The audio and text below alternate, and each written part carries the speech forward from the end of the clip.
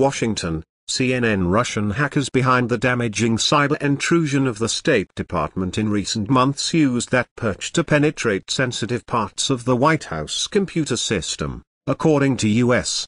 officials briefed on the investigation.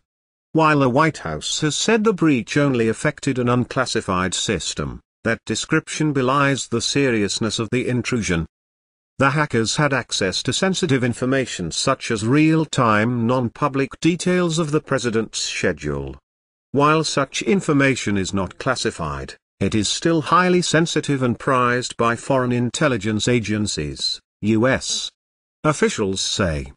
The White House in October said it noticed suspicious activity in the unclassified network that serves the executive office of the president. The system has been shut down periodically to allow for security upgrades. The FBI, Secret Service and U.S. intelligence agencies are all involved in investigating the breach, which they consider among the most sophisticated attacks ever launched against U.S.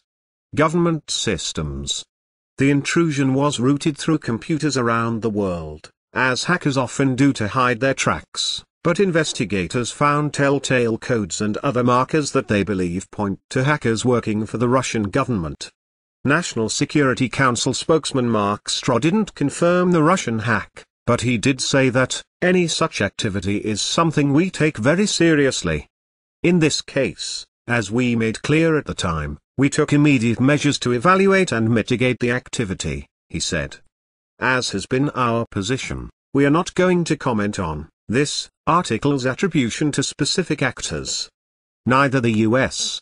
State Department nor the Russian embassy immediately responded to a request for comment. Ben Rhodes, President Barack Obama's deputy national security advisor, said the White House's use of a separate system for classified information protected sensitive national security-related items from being obtained by hackers.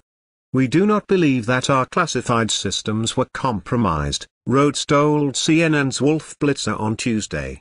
We're constantly updating our security measures on our unclassified system, but we're frankly told to act as if we need not put information that's sensitive on that system, he said.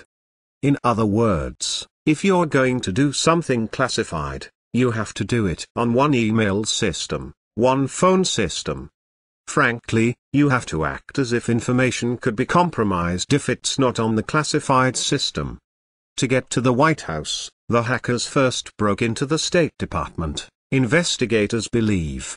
The State Department computer system has been bedeviled by signs that despite efforts to lock them out, the Russian hackers have been able to re-enter the system.